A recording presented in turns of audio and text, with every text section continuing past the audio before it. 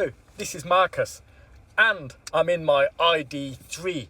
Now I'm in the same position as Marcus in the C4 Cactus and it is 1:43, so we will start now. 3 minutes until 2 o'clock now, so let's start then. The temperature outside is 29 degrees Celsius. We are going from a petrol station in Altorre to a petrol station in Moita. So this is part 2 of the race between the ID.3 and the C4 Cactus petrol. But it's not really a race because we have to keep to the speed limit. So we have done part 1 where we came from Moita to Cabanas de Tavera on the motorway. Now we're going back a slightly different route which doesn't take in much motorway, only a very small amount, and it mainly goes on the national roads to see what the difference is. So currently I've got the car on eco mode. Yeah, that's what I'm going to do. So I'm going at 100 kilometers an hour now. So I really don't want to have that thing hitting my windscreen, to be honest. On the other side over there, that's Spain, and we're on Portugal. I don't know if you can see the river and the bridge. That's the border between Spain and Portugal. Because I'm starting at 78% battery and not at 100% or 85%, I think I will have to stop to charge for a bit. So now we're going towards Spain and we're going on the motorway, but this is really a small part of the motorway. Yes, and I have to turn off. So this was a very small bit on the motorway, and now we're going to get onto national roads. Like I said again, there's no point driving back on the motorway at 90 kilometers an hour. It's just ridiculous because, you know, it's not a real use case, I don't think. Because you're just paying the toll for nothing when you can use these roads for free. So current stats are we're doing 5.5 litres per 100 kilometres. So that's definitely less than what we were doing on the motorway. And we've currently done 12 kilometres. As you can see, as we're going from sea level, we're getting up into this hilly region now. There's a lot of uphills here. It's a nice place to drive. I have to reduce my speed to 70 kilometres an hour here. So obviously I'm just using brake disc and I'm not regenerating like I would be on the ID.3. So we're going to go up this road here. We're going to follow the border of Spain until we get to Mertola, more or less. But we're on the Portuguese side, of course. Yeah, so Mertola is 59 kilometres away. So that's the first stop, Mertola. Well, I'm not actually going to stop there, but it's the first town we're going to go through, and it's a very beautiful town. The battery is at 74%. We have done 13 kilometres. So we used 4%, average speed 66 kilometers an hour and 17.6 kilowatt hours per 100 kilometers. Currently the temperature's gone up slightly. It's now 31 degrees Celsius outside. Applying the brakes here a bit because otherwise we'd be going over 90 kilometers an hour. Currently though, our average speed is 82 kilometers an hour, which is better than I thought. And I have been sticking to all the speed limits. We've done 44 kilometers and the consumption's gone up slightly. It's 5.2 litres per 100. So this is so different to being on the coast in the Algarve. So we're going to actually cross over that bridge there, going over the river Guadiana. When you look at it like that, it doesn't look too strong, but I'm sure it's fine. This is the Algarve. When we cross the other side of the bridge, we'll actually be in Alentejo. Oh, this is something new. You're only allowed one vehicle at a time.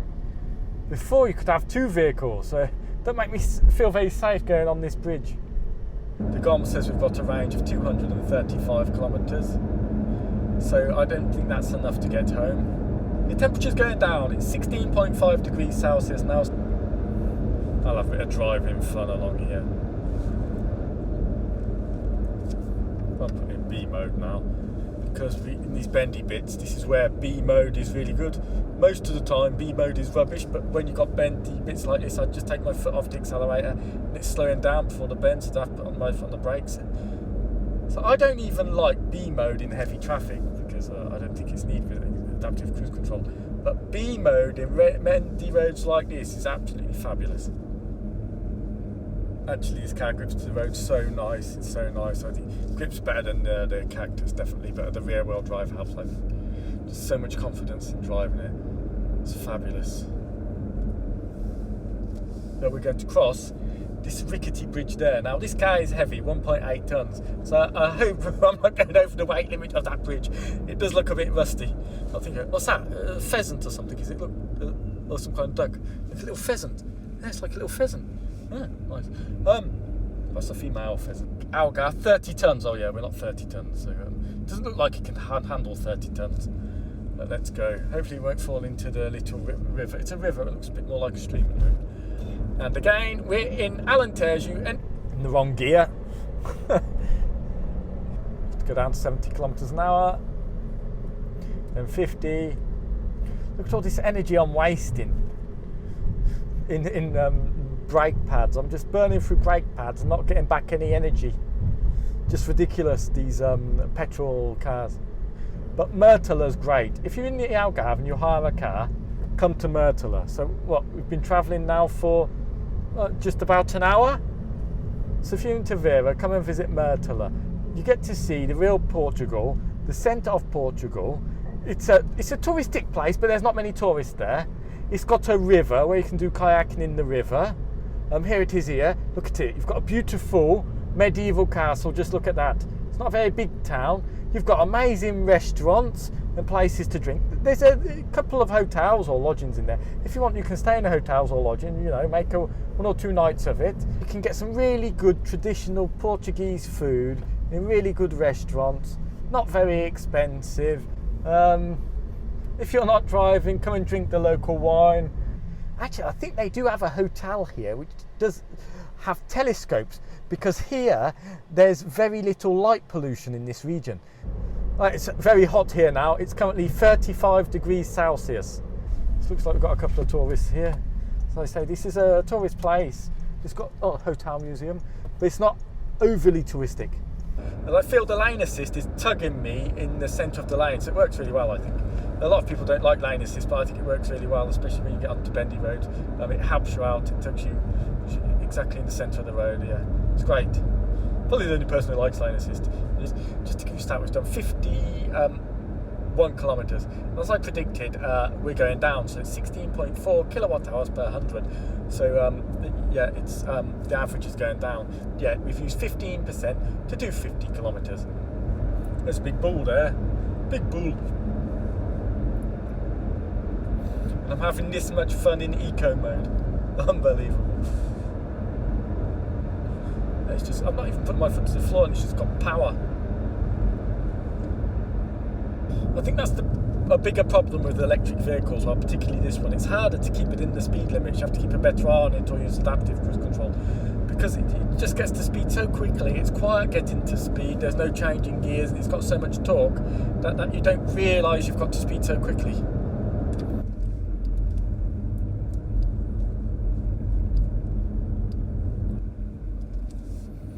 Yes, now we're in Mertola.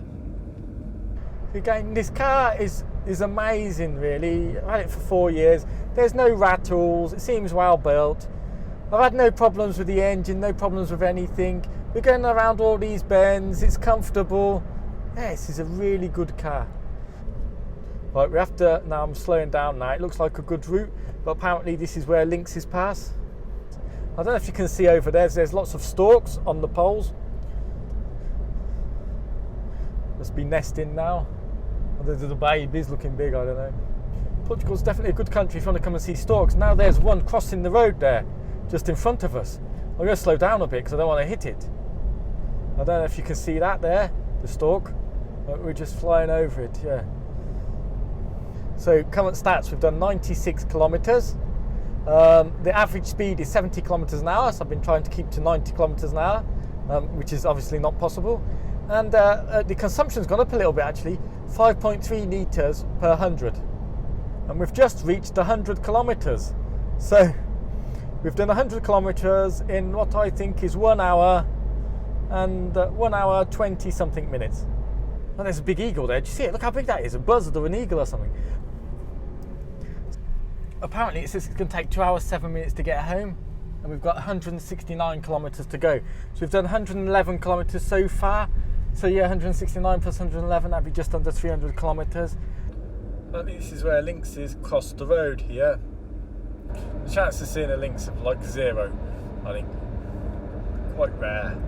They're reintroducing them into Spain and Portugal and it's been quite successful. Oh, it's raining again, not again, no! Since we get this level, it starts raining, that's all I don't need. Before the road was lynxes, now it's deers. It's always something you can hit. Let's just have a look at stats, shall we, before we get to Castro Verde. We'll see if the We'll see if the charge is actually working or not. I'm not sure it is, I don't know. Anyway, I've got 182 kilometres on the gums. We have done 96 kilometres. The average consumption 15.3 kilowatt hours per 100 kilometres. I've been driving for 1 hour 18 minutes now. We have used 27% of the battery to do nearly 100 kilometres. Now we're coming into Castro Verde. Oh, there's a charger there, AC charger. So there's AC charger there. That's good, but I'm not going to charge AC charger now because it's slow. And we're on the move. This is a race of sorts. Slightly going off the direction we want to go, but that's okay. I'm sure we'll still beat the Cactus, or we'll be very close. Where the hell are we going? I think I'm going the right way. Have to go left here. Some windmill. No wind today. Where's Intermarché? Come on, Intermarché. Where are you? Oh, there it is. I can see it. Ooh, that's big. That bit. Well, I can see the charger. I don't think there's anyone at it. Let's go straight to it then. Ooh, it don't work. What's that say there? Electric charging. Yeah, that'll do me nicely. Oh, nice view from here. Nice view. I'm gonna get out, see if I can charge and go back in. So no, it's turned off. It's not working. Bad. So I wasted a few minutes coming here for no reason. That's bad. So I'm going to see if I can get to Grândola, but I've got to check. We've got enough juice to get there. So how far is Grândola? I don't actually know. He's tried to get me to go on the motorway again, Google. I keep telling it I don't want tolls. I keep changing it to the motorway.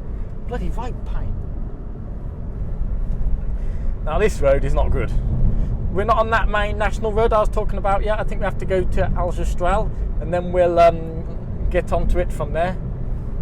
But this road is a bit bumpy. It's nice and straight. It's just not very comfortable even in this nice soft suspension Cactus. Oh, there's a cloud above us. Actually feeling cooler. That's nice, but it's 34 degrees here. Yeah, right, this part here does seem even worse. So I'm going to slow down a bit. The bumps are definitely coming in loud and clear, I think. I wonder if the weight of the batteries in the ID.3, that particularly this stretch of the road is going to be more uncomfortable than in this car. I'm not sure the suspension will be able to cope with the road surface as well as this car. I mean, Citroen's particularly well known for having a soft and comfortable suspension. I'm not sure the ID.3 will be so comfortable along this stretch of road. I'll have to find out. Perhaps it'll be extremely comfortable, I don't know. Oh, they've got a train here. Don't know if you can see that. An old-fashioned steam train. Well, the charger seems at a nice location. Pity it's not working today. So I'm okay. We're going to Grândola. It's 80 kilometres away, and we've got 171 kilometres on the GOM. So we've got more than enough. There's no problem there. It's just a pity I've wasted a bit of time. Just keep going straight here. Now, if I can remember in the Cactus, this piece of road here up to Algarve was horrendous, really bad. Yeah, see, it's limited to 70 kilometres an hour. And I really want to compare this car to the Cactus, because in the Cactus it felt really rough. I want to see if the suspension is better now with this car. Even though the Cactus is normally more comfortable, the suspension's not as good as this. And this is really riding over this rough stuff really well. You really don't feel it. In the Cactus, I was really feeling it. This, I don't think I'm getting the shaking or the jerking I got in the Cactus. I really don't think I do. The suspension seems to be gliding over it. I wouldn't say, it's not as comfortable as normally, but I don't think it's nowhere near as bad as what it was on the Cactus. I mean, it's rough.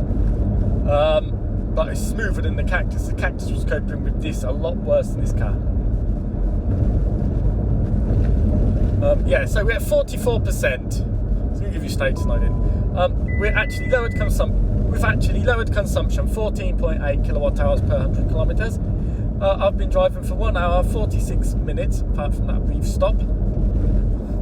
I don't know who did the suspension this ID.3. It's absolutely superb. The car sticks to the road. You can feel it gripping the road. The suspension is just superb, and it's not And it's not like those suspensions where it's overly soft or overly hard. It's just perfect. It's just 100% spot on, the suspension in this car.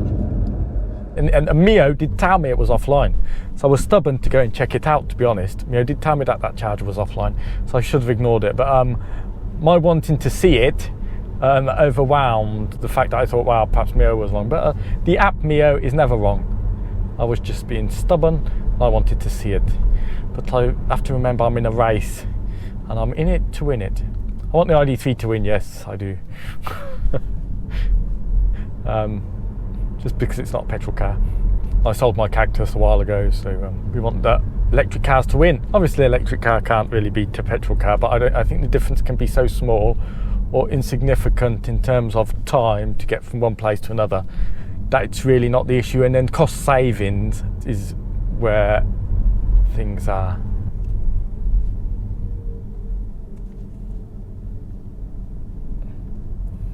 I'm pretty sure before I went through here, so I'm going to go this way, even though it's a different way than the route is saying. Yeah, the other route is slightly quicker, but I want to go the same route we went before. I think we've got enough range, so I'm not worried. We definitely went this route before in the Cactus, I'm pretty sure we did. I could run out of juice. Oh, this is exciting. I want to go the same route as the Cactus, even though it's probably longer than going the shorter route, which I should have taken the Cactus because I was probably lost when I was in the Cactus. We've gone through another Alentejo town. People will think I'm probably the slowest driver in Portugal this way. I don't know. Perhaps not. I'm sure they're slower than me. Oh, this town's got the nice name, Mimosa. So I think we're coming up to Grândola now, or near it. Yeah, it's going well. So currently we've done 195 kilometres. Average speed 72 kilometres an hour, so it's gone up slightly as expected on this road. And the consumption's gone down a bit as well as expected on this road because it's not so hilly. So it's a 5.1 litres per 100 kilometres. I wonder if we get down to 5, perhaps. The GPS keeps telling me to turn around, but I won't. Say in Lisbon, that will do. Towards that, yeah. Lisbon 165 kilometres away. And I've got 156 on the GOM. So I've got enough to get to Lisbon almost. I've got enough to get to Moita then. If I don't mind arriving with 0. Now, that's the right route now, pretty sure of that. Now, how far is that away? 49 kilometres, so like 4 kilometres back, it was trying to get us on a 66 kilometre route by going backwards. But in fact, 154 kilometres on the GOM, and it's 48 kilometres away. So I guess we get there with 100 kilometres left. 100 kilometres, so we get there about 20%. What currently is the status of the car battery? Currently at 39%. Just to let you know, we've got 40 kilometres to go, 146 kilometres on the GOM, got 36% of the battery, so the battery seems to be going down slowly, and we're at 14.3 kilowatt hours per 100 kilometres. 120 kilometres home, I've got 142 kilometres on the GOM, and I want to arrive home with 20%. Perhaps I should add 20%. So I don't know, I think probably take 15 minutes to add 20%, won't it? I don't know, we'll see. If I was really wanting to risk it, I could drive all the way home. But the margin's too low. 20 kilometre margin is far too low. Yeah, what's the point? What's the point of having range anxiety and risking it? It's got 2 green lights on, that's looking good. That's great, so this has worked perfectly. So I am going to get some charge. It's got green lights, so that must be working. So I'm going to go here quickly.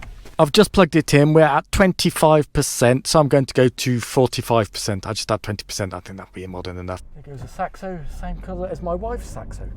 So it's currently 4:45, so I reckon we'll be aiming at 5:45. Where we are now, I think that's entirely possible. Actually, this car's amazing, you know, I've been in it now, in the morning, in the afternoon now. I don't have any aches and pains, no bad back, no nothing. I just feel calm and relaxed, you know, and coming on this road here is more tiring than going on the motorway, but even so, and I feel quite okay. The Ford Focus, I'd feel tired by now, no doubt. Another Tesla, Model S. See, 3 Teslas.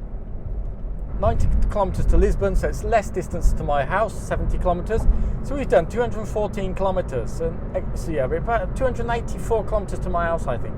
Average speed 72 kilometres an hour, and it's gone down to 5.0 litres per 100 kilometres. We've done 246 kilometres, and our average speed is 73 kilometres per hour. It's now 4:42 because I have to put gel on my hands and all that palaver. So we've probably been here probably about, I don't know, 14 minutes, is it? Let's go then.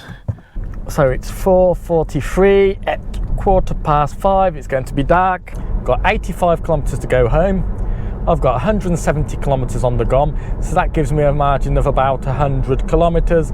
A bit less, that gives me a margin of 90 kilometers, but I think I'll arrive home with probably 20%. Battery, as you can see, is at 45. If you see that, 45%. Let's check stats then. Stats, we've done exactly 200 kilometers, excellent, since the start.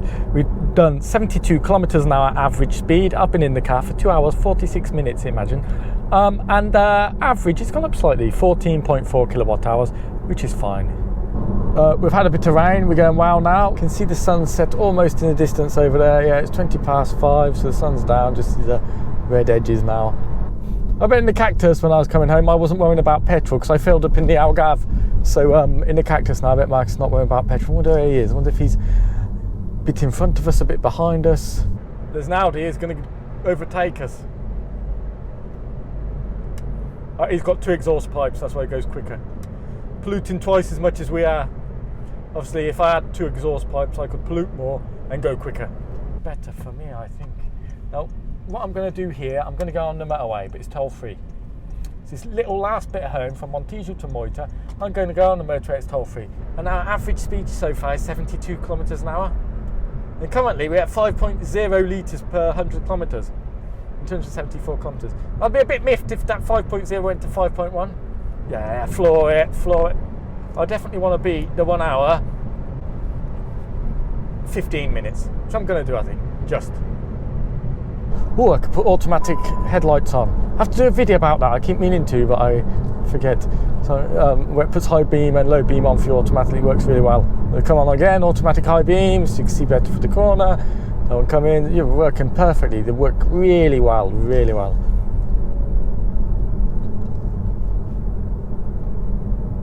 Now they turn down again because there's a car coming towards us. Now, what I don't know now, because I don't remember and I should have checked yesterday, is did I go back home from here on the motorway or the country roads? Now here it's telling me to go back on the motorway, and in the Cactus I don't know if I went back this route on the motorway or country lanes, because now the motorway is toll free. So what I'm going to do now, I'm going to go back on the country lanes. So currently it's 5:49, so we're going to see the difference now, and I'm going to go on the country lanes back to my home. It'll be a bit slower than going on the motorway. 120 kilometers an hour. Oh, we've gone up to 5.1, so it's happened. So my 5.0 has gone up to 5.1. I knew it was going to happen on this very short part here. No, it doesn't matter. Gone down to 5.0, yes. And, if we go behind this car, I'm not even putting my foot on the accelerator, we'll probably go down to 4.9 this way. So basically, that's it then. So to go from my house to the Algarve on the motorway took 2 hours 45 minutes, and basically here, it's taken me 4 hours. It's an extra 1 hour, 15 minutes longer. Yeah. So we're at the petrol station now, so I'll have to put my mask on again. I'm going to tell you what this is now. So it's 5.0 litres per 100, yes. We've done exactly 280 kilometres since the petrol station. And the average speed has been a massive 71 kilometres per hour. And it's exactly 2 minutes to 6, so that's exactly 4 hours. So obviously there's some 50 kilometre zones here and stuff. So we've got 5.9 kilometres to go, 114 kilometres on the GOM. Yeah, 26%. Yeah, we get home with more than 20%. So perhaps I could have stayed for 5 minutes in Lidl instead of 10 minutes charging, but anyway. At least it made the drive relaxing and I can keep to the speed I want. So that's what it's about. That's what electric cars about. It's not about arriving with 5%, say, ooh, I managed to arrive at 5%, and I saved myself 5 or 10 minutes at a charger. But then you're worried the whole way that the car was about to go dead. It'd be on this slope thing, I want to get there by 6. Still 4 minutes until 6. I don't think I get to the petrol station by 6. Probably 1 minute past 6 or exactly on 6. This thing was out of my way. Yeah, I've really enjoyed the ride in the ID.3. It's been great, actually. This car's perfectly capable. For me, it works perfectly. You see, I've done a fairly long distance today. No effort on the motorway and coming back on this road. So, yes, I would say go electric. But we'll see the difference between a petrol car, at least with this electric car, because you have to be careful which electric car you choose. And the best way to see that is by using a better route planner. I did do a video about it, I think. Will I do it before 6? Or might be able to, and that's not on the motorway. Ooh, quite happy. 5:59, yeah, 1 minute to get over there to that petrol station. Come on! Sure we can do it. As soon as we pull in there, that will be it. Yes, come on, let's go out my way, a race here, we're doing a race, gonna get us to Petrol Cactus, come on, out my way, yes, out my way, let's go, go, go, go, go, go. So we're going in here, as soon as I'm in here by the petrol station, as soon as we pass this line, let's do it.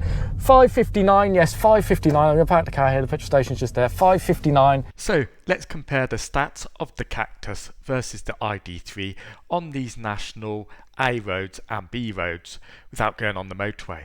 Now, just at the end of the video, I'm actually going to compare as well the ID.3 from part 1 on the motorway trip to the ID.3 on the national A roads, just so you can see the difference between driving on the motorway and driving on the A roads. But first, let's compare petrol against electric. So again, in the ID.3, I made a couple of mistakes, as I always make mistakes on these videos in the ID.3. So the distance of the Cactus was 280 kilometers. The distance of the ID.3 was 285. Now, why was that? Because to start with, in Castro Verde, I went to Intermarché. That added extra kilometers to the trip. Also, while I charged at Lidl, I added probably an extra kilometer to the trip. And on my way back home, the very last few kilometers in the Cactus, I went on the toll-free motorway, and in the ID.3, I went on the country lanes. That also added a few kilometers. So the average speed was the same on both. So it was 71 kilometers an hour in the Cactus and 70 kilometers an hour in the ID.3. The consumption in the Cactus was 5 litres per 100 kilometers, and the consumption in the ID.3 was 13.9 kilowatt hours per 100 kilometers. The amount of fuel used in the Cactus was 15.8 litres, and the amount of fuel used in the ID.3 was 42.92 kilowatt hours. So the tank of the Cactus is 50 litres, so we use just 30% of the tank. And the size of the tank in the ID.3 is 58 kilowatt hours, so we use 74%. With that, you can get a range in the Cactus of 922 kilometers, and you can get a range with 100% of the battery of 385 kilometers in the ID.3. Let's add a caveat here. It was cold when I did this journey in the ID.3. It was between 15 Celsius and 18 Celsius, where in the Cactus it was very hot. It was between 29 Celsius and 34 Celsius. They were done at different times of the year. So the time taken in the Cactus was 4 hours, and the time taken in the ID.3 was 4 hours 16 minutes. I didn't need to stop. If I'd have started with 90% of the battery in the ID.3, I could have done the whole journey easily and still got home with around 20% without stopping. So for me, this is a draw. There was a reason I only started at 78% in the ID.3 because I wanted to get home before nightfall, and I did part 1 and part 2 on the same day. And I didn't have much time to charge the car. I only started with 78%, but if I'd started with 90% in the ID.3, the times would have actually been exactly the same. So I'm going to call this a draw on this journey, and I think that's fair. Charging the ID.3 in the Algarve, let's look at the different pricing options. So because I went there in part 1, I only spent a couple of hours in the Algarve, I came back the same day. I actually charged at a public charger in Lidl, so the 42.92 kilowatt hours actually cost me €12.44. Because on a DC fast charger it's actually 30 cents per kilowatt hour. But that's not the normal use case, because normally I don't go to the Algarve and spend there 2 hours and come back. Normally I go there for the full weekend. So if I was to go there for the full weekend, I would use the cheaper AC 11 kilowatt public charger, which is 22 cents. So then that's slightly cheaper and comes in at €9.44. Now, if my apartment in the Algarve actually had a home charger, I'd actually pay 18 cents per kilowatt hour, so I would have paid €7.73. Obviously, charging at home would be cheaper. AC is cheaper than DC, so we're going to pretend in the Algarve I actually had a home charger, so we're going to do €7.73. Obviously, this is biased just to give the advantage to the ID.3 over the Cactus. So let's look at the difference of cost. So today in February, the median price of Petrol 95, the simple one, is €1.57. You can have the more expensive petrol, but we will use the simple one because that's what I always put into the Cactus. So total price with a Cactus on today's petrol price is €23.95. And as we said, in the ID.3 it's just €7.73 if we count home charging. So that's a massive saving of €16.22. Even if we took the more expensive 50 kilowatt public charging, that was €12.44, we've still got a saving of over €11. So I think this one, the ID.3, definitely wins. So in this one, the ID.3 has definitely won. It's much cheaper, it's quicker car, it's a bigger car inside, and it can do this trip in the same time. Let's compare the ID.3 in part 1 going on the motorway to the ID.3 in part 2 going on the national or A and B roads. So the distance is almost the same. The average speed is 104 kilometers an hour on the motorway and 70 kilometers an hour on the national roads. Now the consumption is quite a bit different. On the motorway it's 21.6 kilowatt hours per 100 kilometers, and on the national roads it's 13.9 kilowatt hours per 100 kilometers. So the fuel used was 64.38 kilowatt hours on the motorway and 42.92 kilowatt hours on the national roads. The percentage of the tank used was a massive 111% on the motorway and only 74% on the national roads, which means on the national roads you don't have to stop to do this trip. The range with 100% at this consumption figures on the motorway is 259 kilometers and a massive 385 kilometers on the national roads. Now this trip was done on the same day. I drove down in the morning on the motorway and came back in the afternoon on the national roads, and in the morning the weather was a lot worse and it was cold, and there was a lot of rain and the battery was cold. So that took me 3 hours and 15 minutes. I think on a better day with better weather this could be 3 hours. The time taken in the ID.3 on the national roads, if you exclude the unnecessary stops, was only 4 hours. So the price on coming on the motorway using a bit of public charging and home charging was €16.31 compared to the price of fuel going on the national roads, which was €7.73 if we just consider home charging. But in Portugal, on this route on the tolls, you have to pay a massive €25. So that means the total cost of coming on the motorway in the ID.3 is €41.31, and the total cost of using the national or A roads in Portugal is just €7.73. So that's a massive saving of €33.58, and the time difference is about 1 hour to 45 minutes. For an extra 1 hour or 45 minutes on a trip, by not using the motorway network in Portugal, you can have a huge saving. And obviously this is the same with petrol cars. And look, the motorway to the Algarve, it does look nice. Look at this photo here. But if you go on the national roads, you can go through some wonderful towns and villages in Portugal, such as Mertola in this photo on the right hand side. So if you are coming to Portugal on holiday and you're not in a rush, definitely go on the national roads, visit some towns on the way, and you will have a huge cost saving on the expensive toll roads that we have in Portugal. Thank you again, and please remember to click subscribe. Thank you. Bye.